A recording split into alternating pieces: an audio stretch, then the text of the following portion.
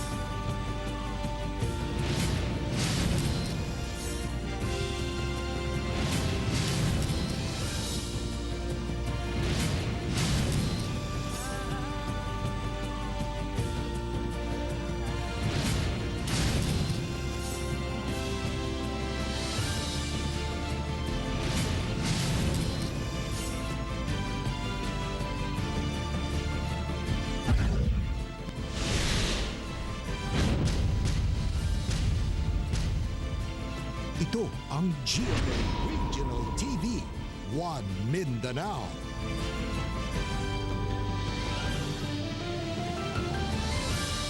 May hapon Mindanao, kini ang GMA Regional TV 1 Mindanao. Hatod namon pinakadagkog pinakalaing balita sa Mindanao. Ako si Tep Ocampo.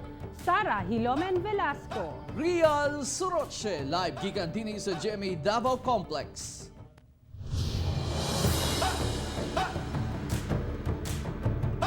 Tulo ka bata og usa ka 19 anyos ang patay human matrap sulod sa nasunog nga balay sa Laverna Hills Subdivision sa Davao City. Ani ang detalye. Igo na lang sa pagtanaw og dili madawat ang hitabo sa mga ginikanan sa upat ka batang naapil kasunog human natrap sulod sa balay sa San Juan Street, Laverna Subdivision, Davao City. Giilama biktima nga sila Jag Baribe, 19 anyos, Nathaniel Baribe, 8 anyos, pag-umangkon sa duwa nga si Angel May Lopez, 14 anyos, ug igagaw nilang si Ivan Ingrasca, 10 anyos. Makita ninyo ang structure sa balay kay medyo gamay siya, no? Guot na siya actually sa sulod. So pagsunog sa sala, which is dinidapit sa payportahan nato, na napuok tanan ang init ug ang aso. So wala na sila kagawas. So ang ilang exit nila is dini lang gyud. Di lang kay sa likod dili na sila kaagi kay sobrang kainit. So Tungod sa kadako sa kalayo, duha lang ang natabang sa mga silingan nga sila Julia Baribe, 16 anyos, ug Eunice Ingrasca, 14 anyos. Kinsa gidala gilayon sa ospital tungod sa nahigubang mapaso og samad. Yung dalawa lang po kasi yung apat po nasa gilid po, nasa main ng fire na hindi namin kaya kasi nakalock po yung gate tsaka yung main door. Lahat sobrang lakas po kaya hanggang sa point na nag-blow na po yung apoy. Hindi na namin nakaya matulungan kasi Wala ang mga ginikanan sa mga bata diyang nahitabo ang sunog kay dunay gilakaw sa Davao Oriental. ang ginikanan sir kay naa sa mati nangumpra. Nangumpra sila sa ilang makita. So nabilin sa balay jud mga bata na gitanan. So pag uli na sir gitawagan sila ganiya sa ilang mga kauban din mo na siya nanguli sila. Dili ko sure sir pag giingon gani is mga gulay to nakita gani sir mga manok gulay. Mo nilang ginap. Overloading nga may resulta sa electrical short circuit ang hinungdan sa sunog. Ana sa 3 million pesos ang danyos sa hitabo. Kauban si Melchor Awing sa kamera. Ako si Real Suroche para sa One Mindanao. Dakong tindahan na sunog sa Lala, Lanao del Norte. Sa Zamboanga del Sur, usa ka balay sa Molave naugdaw. Samtang 5 ka classroom sa usa ka eskwelahan sa Dimataling naabo. Ani ang report. Alas 3 sa kadlawon adlawng Domingo, gilamoy sa kalayo ang dakong tindahan sa Barangay Maranding, Lala, Lanao del Norte. Sa kadako sa sunog, mitabang na ang mga bumbero sa kasikbit nga lungsod aron dili na mokatay pa ang kalayo sa mga tapad nga gambalay. Wala inoy nasamdan sa hitabo nga mikabat sa 10.2 million pesos ang danyos. Padayang pangimbestigasyon sa hinungdan sa sunog. Gilamoy og dakong kalayong usa ka balay sa Purokwan, Barangay Sudlon sa Molave, Zamboanga del Sur, Biyernes sa kadlawon. Matod sa Molave Municipal Police, ang balay nga gama sa light materials gipanagiyahan so sa kanena pokot Walay tao among balay diyang nahitabo ang sunog, busa mga silingan ang nangayog tabang sa otoridad. Faulty electrical wiring ang giingong hinungdan sa sunog nga may abot og halos usa ka oras una gideklarang fire out. Anaa sa kapin 300,000 pesos ang danyos tungod sa sunog. Sa Dimataling, Zamboanga del Sur, nasunog ang 5 ka classroom sa Tinigwangan Elementary School sa Purukwan, Barangay Tinigwangan, Biyernes sa Hudto. Matod sa Dimataling Municipal Police, buntag nitong adlaw nakapanghatag pag module sa mga mangtutudlo sa mong tulungan. Pagkaudto, dihang naniudto ang mga teacher, kalit kuno misalaob ang usa ka grade 6 classroom ug daling mikatay ang kalayo sa 4 ka classroom. Electrical faulty wiring gihapon ang giingong hinungdan sa sunog. Gibana-bana ang anaa sa kapin 250,000 pesos ang danyo sa insidente. Ako, si Teco Campo, para sa One Mindanao. Usa ka lalaki patay human gitigba sa kanhibana sa iyang kapuyo. Dugang detalye sa report ni Jandy Esteban. Naghayang na sa karsada nga way kinabuhi sa Old San Isidro, Buhangin, Davao City ang biktimang si Virgilio Suico, 38 anyos. Sumala sa investigasyon sa Buhangin Police. Padung unta makikita ang biktima sa uyab ni ini. Apan kalit na lang kining gitigba sa sospek sa ulo. Ang sospek, paspas nga misibat human sa krimen. Ang motibo sa pagpatay, selos.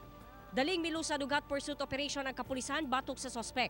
Ngagiilang si Fel Inalisan Evangelio, 40 anyos. Apan misurrender na kini didto sa Rosario Police Station sa Agusan del Sur.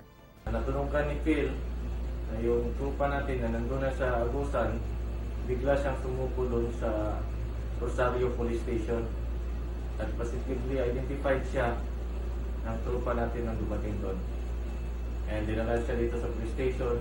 Sumala sa sospek, nahimo niya ang krimen tungod sa grabing kalagot sa kanhi kapuyo ni ini. Ug ang napahimungtan, mao ang biktima.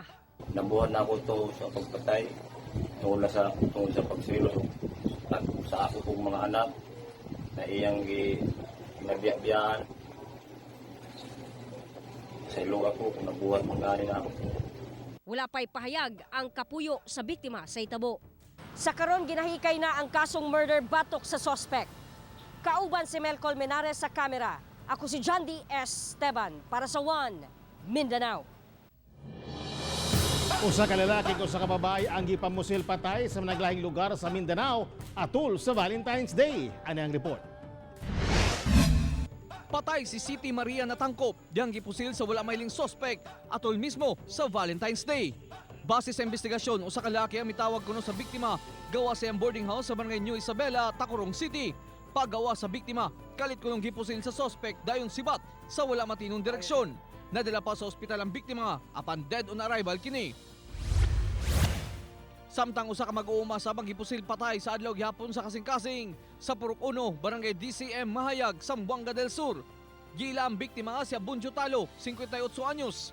Nagmaneho lang kuno ang biktima sa motorsiklo gikan sa iyang balay diyang giatngan kini sa upat ka wala mailing suspect dayon pusil gamit ang 45 caliber pistol. Patayin pa ang kapulisan sa pag-imbestiga sa kaso. Ako, si Rial Soroche para sa One Mindanao.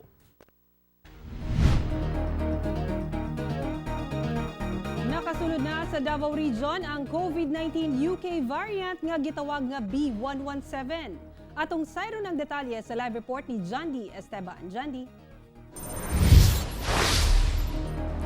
Sara tulo ka kaso sa COVID-19 UK variant ang natala sa Davao Region. Duha ang taga Davao de Oro ug usa ang taga Davao City.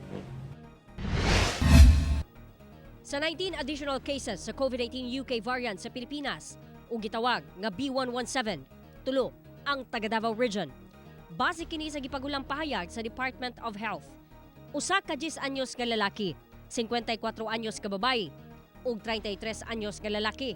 Wala na kini mihatag og dugang detalye. Apan gikumpirma sa provincial government sa Davao de Oro nga gikan sa ilahang probinsya ang duha sa tulo ka kaso. Ang 54 years old nga babae taga New Bataan ug 33 anyos nga lalaki taga Compostela. Naka-strict quarantine na daw ang duha kuman migula ang positive result niadtong January. Wala usab daw sila travel history sa mga lugar nga dunay kaso sa bagong variant. Hinuon asymptomatic ang duha. Samtang ang 10 anyos ka pasyente taga Davao City, mato di Davao City Health Office Acting Head Dr. Ashley Lopez. ug midumili na sa paghatag og dugang detalye labot sa maong kaso. Nagpahigayon na matud pa og emergency meeting ang DOH-11 sa mga LGUs kung asa dunay kaso sa bagong variant. Samtang nagpadayon na ang contact tracing. Sara, pinaagi sa text message sa One Mindanao, sumala ni Davao de Oro Governor J.V. Tyron Uy nga wala sila'y plano nga patasan ang level sa ilahang quarantine status sumanatala ang duha ka kaso sa bagong variant sa ilang probinsya.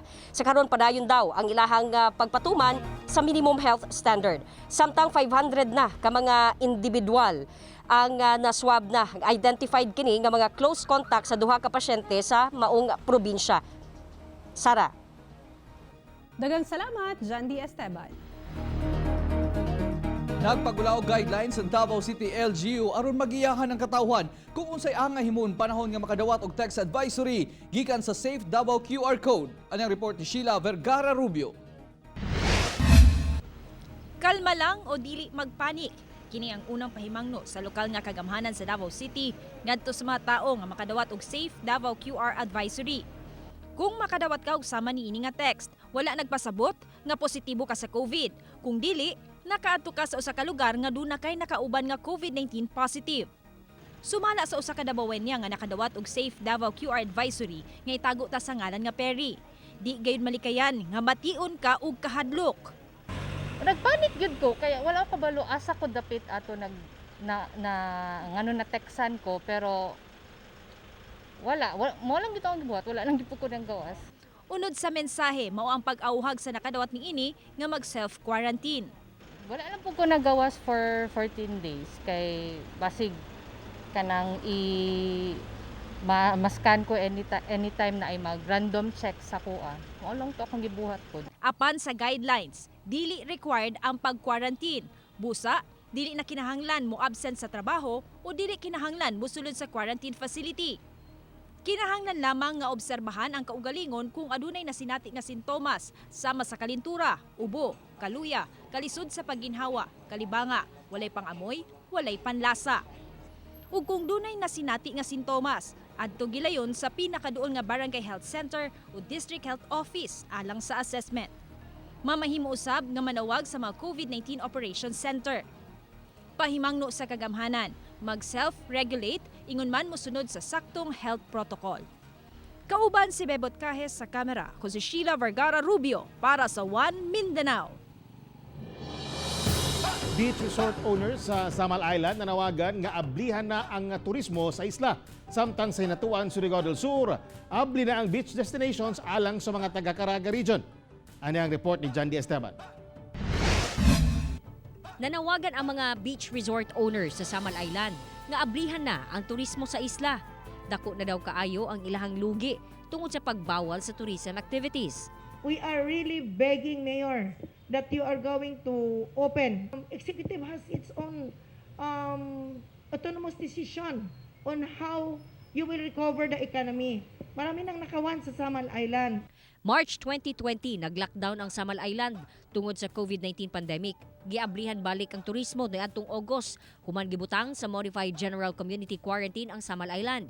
Hinay-hinay na untang mibawi ang resort owners. Apan pagka-December, gibawal na sab ang tourism activities. Human gipailawom sa GCQ ang isla. Tungod sa pandemya, miabot na sa kapin 100 million pesos ang lugi sa tourism industry sa Samal. Ning bag-uhay lang, miapila ang Samal LGU ngadto sa IATF nga unta maka-operate na ang tourism establishment sa isla, bisan anaa pa sa GCQ. Samtang sa Hinatuan sa Surigao del Sur, nagsugod na ang lokal nga kagamanan sa pagdawat pagbalik sa mga muadto sa ilang mga beach destination. Apan tugutan lang nga makasulod ang mga local residents sa munisipyo ug mga residente sa Caraga region. Kinahanglang dunay negative rapid test result kung gikan sa mga high-risk areas, samtang medical certificate kung gikan sa low-risk areas. Ang mga guest, kinahanglang muagi sa screening sa entry point una makasulod, diin i-check ang body temperature ug mag-fill up ug health declaration form. Dili usab makasulod ang mga walay face mask, face shield ug ID. Ako si Jandy Esteban para sa One Mindanao. Mga pulis sa Davao City ug General Santos City gisurpresa ang katawhan pinaagi sa pagpanghatag og bulak ato sa Valentine's Day kagahapon. Ani ang report. Gisurpresa sa buhangin pulis ang pamilyang Natividad sa Purok 35 Binuling Barangay Kabantian sa Davao City sa paghatag og bulak ug food packs kung asa nagpuyo ang usa ka senior citizen. Ang kapulisan sab sa San Pedro Police Station nang hatag og bulak, inubanan og food packs sa mga senior citizen, homeless ug mga taong masugatan. Gani mismo si Davao City Police Office Colonel Kirby Craft ang mitunol sa mga bulak nga may pakapin nga alkohol sa mga pasahero sulod sa jeep. Kining magpartner nga mihunong sa checkpoint sa Turil na sorpresa usab human makadawat og balon nga dunay stuffed toy gikan sa mga pulis. Happy Valentine's Day, ma'am! Nawatan ni sa mayo Samtang halos tanang police station sa Davao City sama sa Talomo, Kalinan, Marilog, Baguio, Balyok, Pakibato ug Mandug nang hatag og bulak agig pagpabati sa gugma sa adlaw sa kasing-kasing. Sa Surigao City, nang hatag usab og pulang rosas ang kapulisan, simbolo sa paghigugmaay sa Valentine's Day. Buot kuno nila nga luyo sa pandemya, mabati gihapon sa katawhan ang pagminahalay sa matag usa. Wala sab magpaulahi ang kapulisan sa General Santos City. Dihang nanghatag ang City Mobile Force Company og mga bulak, balon, chocolate, lakip na face mask sa mga nangaging motorista. Sama niining mag-asawa, kinsa human madawat ang bulak, nagpa-picture pa sa love booth sa checkpoint. Dili usab mabor ang naglinya sa checkpoint tungod na ay mga pulis nga nagharana sa ilaha. May pakita doon sa ating mga kababayan na ang kapulisan ay hindi lang ito ay nagbabantay o nag-secure sa kanila, but mayroon ding pagmamahal doon sa ating mga kababayan po natin. Happy Valentine's Day, mga kapuso! Ako si Sara Hilomen Velasco para sa One Mindanao.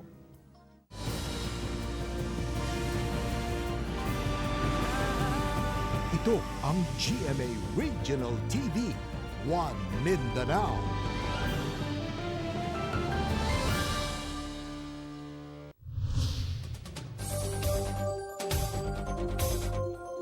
Pipila ka lugar sa Davao del Norte o General Santos City ang gibaha tungod sa sagunsong pag-ulan. Bagong low pressure area ginabantayan. Ang report ni R. Jill Relator.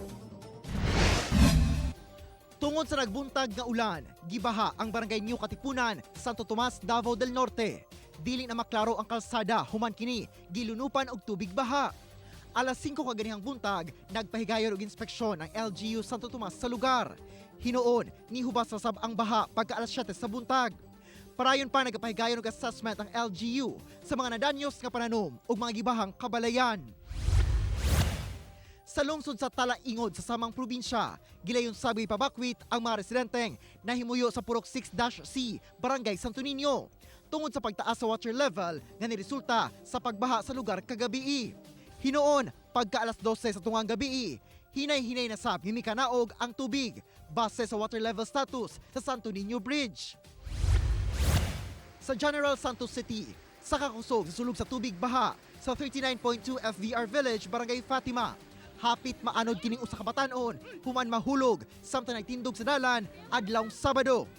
Adlaw sa Valentine's Day, inay magsaulog nang limpyo na lang ang mga residente kansang mga balay ug establishmento na sudlan og tubig baha. Hangyo nila nga mabutangan og tarong nga drainage. Tail end of a frontal system ang nakaapekto karon sa Mindanao, Zamboanga Peninsula kung asa masinati ang mga pag-ulan.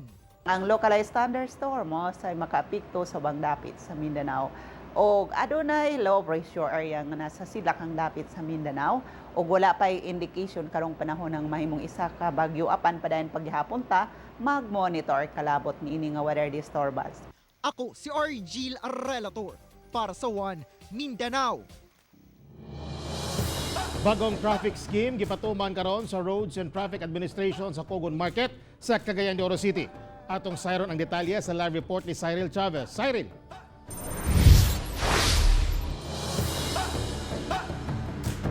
Yes, Tek, apan sa maong bag-ong traffic scheme, pipila ka mga pasahero o driver ang wala nakauyon. Sugod karong adlaw, Pebrero 15, mas gipahugta na sa Roads and Traffic Administration kon RTA sa Cagayan de Oro City ang pagpatuman sa balaod trapiko palibot sa Kugon Market sa syudad. Kini aron kuno makabaton og disiplina ang mga motorista ug mga pasahero. Ingon man mahawan ang kadalanan aron muluag ang dagan sa trapiko nga usa sa mga problema sa syudad. Sa gipagawas nga traffic map sa RTA, aduna nay mga bag-ong yellow boxes nga gipatuman sa mga dalan kung asa diha lamang tugutan nga manguha og pasahero ang mga PUJ ug dili na susama sa naandan nga magturno pa. As of this moment, nata sa 98% ang na-installed na to diya sa may Cogon area, sir, no? As per traffic engineering na to. And then, ang ato ang pavement markings nata sa may 90% nga ato ang nang na-installar diha ang dapita. Apan alang sa PUJ driver nga si Dave Ishon, mas diminos kuno ang ilang pasahero tungod sa bagong patakaran nga gipatuman. Striker na lagid mi ani. Ana lagid, sawat ta man mamatay mahimo nga balaod man gid nilang. Sunod na lagid mi ani, pati cooperate na lang gid mi ani. Sa imong pagbiyahe minus ang kita. Minus igayong. O pa'y pandemic pa, samutan pa, nagkasamot, nagka-minus na yun. Kining mga pasahero nga padulong Buena Oro, igo na lamang naglinya kilid sa dalan aron lamang makasakay taliwala sa kainit sa adlaw. Dugang kalisod sab kuno ang bagong patakaran, labi na sa mga senior citizen o katong mga individual nga adunay mga dalang pinalengke. Ang among pasahero, among tapokon, among isiting sa usa ka jeep, pag unsi na kabuk, tawag mi, o ilan hindi yung pick upon. Kaya among jeep, nitago ram dia sa nagkuha dia luyo. Nitago kay gibawalan man mi. Panahon pod sa udto karon init, wala mi insaktong kasilungan. Dapat tagaan mi og insakto nga ihatag nila nga mga pamaagi nga kami dili sa ni magsakripisyo kay purisyo man gid mi ani nga manakay mi aning jeep sa Buena Oro. Luoy po ng mga pasahero kay pag abot sa jeep dia galinyas na dia. Xavier Heights og kanang Buena Oro.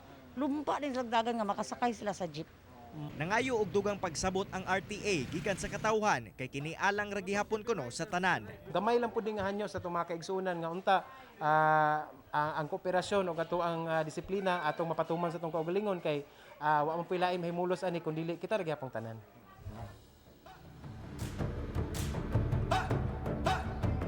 Tek segon sa RTA nga nasayod sila sa mga problema nga katubang karon sa mga pasahero busa padayon ang ilahang mga meetings nga ginahimo karon aron matagaan kini og solusyon. Tek. Daghang salamat, Cyril Chavez. Usa ka frontliner sa Zamboanga City ang naangol human gibunalan sa residenteng buot mosulod sa syudad apan wala tuguti tungod kay expired ang RT-PCR test result. Ani ang COVID-19 update sa Mindanao, pinaagi nining report. Angol ang usa ka empleyado sa Zamboanga City Health Office nga naka-duty sa COVID-19 checkpoint sa Barangay Licomo dihang gibunalan sa usa ka residenteng mosulod sa syudad apan wala niini tuguti tungod kay expired ang RT-PCR test result. Matud sa kapulisan, buot mosulod ni Bobby Daniel sa checkpoint niadtong Sabado apan dihang nakita ni Aldrin Arellano Suazon ang iyang travel documents ug RT-PCR test result nga expired, wala kini gipasulod ug gipangkumpiska ang mga dokumento. Apan human sa 2 ka oras, nagkalalis ang duha nga misangpot sa pagbunal sa suspect sa kamot ug lawas sa biktima. Daling gidakop ang suspect. Tungod sa insidente, misaad si Mayor Beng Climaco nga proteksyonan ang mga frontliner. Miabot na sa 4,077 ang total COVID-19 cases sa Zamboanga City. 84 ang active cases, suman 3,809 ang nakarecover na ug 184 ang namatay. Sa Davao City, usa ka 15 anyos nga lalaking taga-Agdao ang namatay sa COVID-19. Gi-admit kini ni atong February 10 ug kinaugmaan namatay kini. Misaka na sa 12,493 ang confirmed COVID-19 cases sa Davao City. 1,310 ang active cases, sumanatala ang 10,583 recoveries ug 600 ang namatay. Sa Cagayan de Oro City, 52 ka mga nagtrabaho sa construction company ang nalakip sa 61 nga nagpositibo sa COVID-19. Sagad kanila, natakdan sa kaubanan nga nagpositibo na daan sa sakit. 50 niini mga lalaki, ug ang duha, mga babaeng nurse ug document controller kinsa stay-in sa staff house nila sa Barangay 30. Duna kini 394 active cases, suman 3,110 ang nakarecover na ug 176 ang namatay. Ako si Sarah Hilomen Velasco para sa One Mindanao.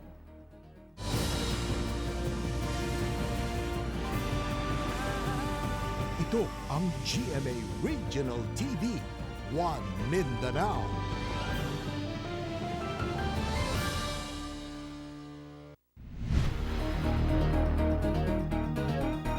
Misaka na sa kapin 100.8 million na ang kaso sa COVID-19 sa tibok kalibutan. Sa Pilipinas, sobra 550,000 na ang nataptan ug halos 52,000 ang mga taga Mindanao. Sobra 108,818,000 na ang naigo og COVID-19 sa tibok kalibutan. Kapin 61 million na ang recovery, so kapin 2,399,000 ang namatay. Samtang 1,685 ang mga bagong kaso sa COVID-19 sa Pilipinas karong adlaw. Busa 550,860 na ang kinatibukang ihap niini. 27,588 ang active cases, human 511,755 ang nakarecover na ug 11,517 ang namatay. Ug 51,904 na ang nataptan og COVID-19 sa Mindanao. 6,031 active cases, human 43,853 ang naayo na ug 2,020 ang namatay. Mangrove tree planting gipahigayon sa Santa Cruz, Davao del Sur. Among aktibidad subay sa kasaulugan sa World Wetlands Day. Ano ang detalye? Nagkahiusa ang provincial government sa Davao del Sur, mga empleyado sa munisipyo ug mountaineering group nga AMEC aron mananom og gatusan ka mga bakhaw sa baybayon sa Sitio Bakutan, Barangay Astorga sa Santa Cruz, Davao del Sur. Ang mga aktibidad subay sa kasaulugan sa World Wetland Day. Because Santa Cruz is a complete ecosystem. We have the upland, highland, lowland, coastal. And in our coastal, we have 11 barangays nga daghan kaig mga mangrove areas. Ila suportahan sama sa pagpananom namo karon og mangrove seedlings og pag-conduct og coastal cleanup. Dungan usab gihimo ang coastal cleanup ug mangrove rehabilitation sa lugar. Ang kabaybayunan sa Astorga nahimo na usab nga itluganan sa mga pawikan, butang nga angay gayud kining protektahan. Ang atoa pong coastline usa ka potential site sa ato ang mga pawikan kay naatay more than 30 sites sa ato ang pawikan gani naatay gi-monitor karon para sa iyahang pagpusa no sa iyahang yang hatchling. Mangyangyo ang tanang katawhan nga makigiusa sa tanan nga mga aktibidad sama niini alang sa pagprotekta sa atong kinaiyahan labi na diri sa atuang mangrove area. Ako si Real Soroche para sa One Mindanao. Mga kapuso, way puas ang among paghatod og balita. Bisitay ang www.gmaregionaltv.com ug mag-subscribe sa official YouTube channel sa GMA Regional TV. Busa mga kapuso, ayaw po ulahi sa mga dagkong balita sa nagkadayang reyon sa nasod, subscribe na. Ug mo katong ulahing balita sa Mindanao karong adlaw. Ako si Real Soroche. Daghang salamat sa inyong kanunay nga paguban kanamo matag adlaw. Ako si Sara Hilomen Velasco. Tungod mga balita sa atong palibot, importante alang kanamo. Kini ang GMA Regional TV 1 Mindanao. Tek Ocampo, buong puso para sa Pilipino.